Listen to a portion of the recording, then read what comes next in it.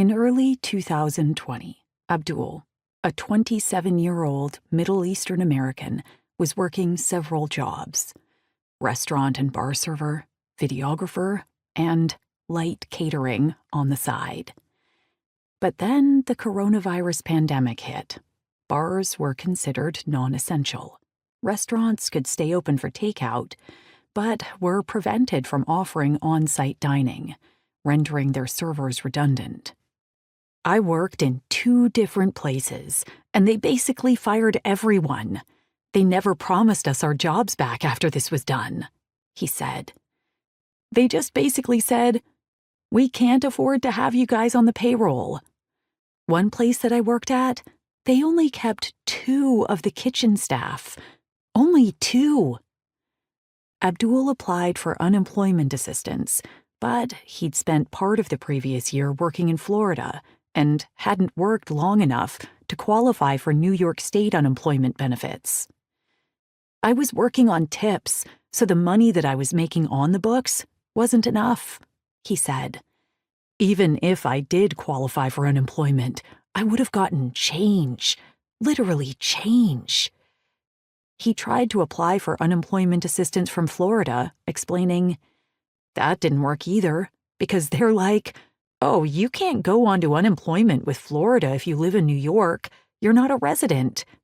It's bullshit.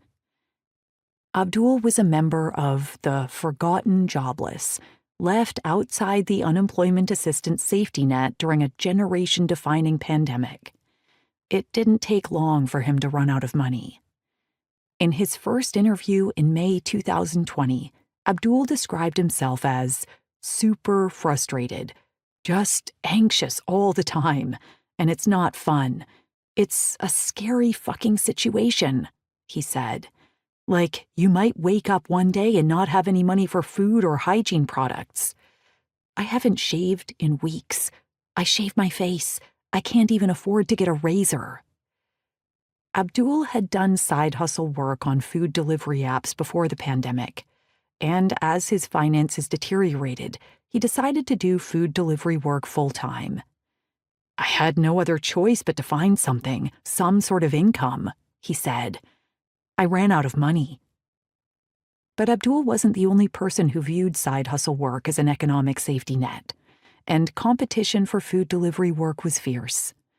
On one app, workers had to claim delivery slots in 30-minute increments in advance. Sometimes you go on and you only see from 11 to 11:30. You can claim that slot, but then the next opening is from 4 to 4:30, from 4:30 to 5, he said. You can spend a whole day trying to work and end up working only 2 hours. Even when you work a few hours, you're not guaranteed deliveries back to back. So you can get a delivery, do the pickup, drop off, and then end up waiting, wasting the rest of that hour, just waiting for another order.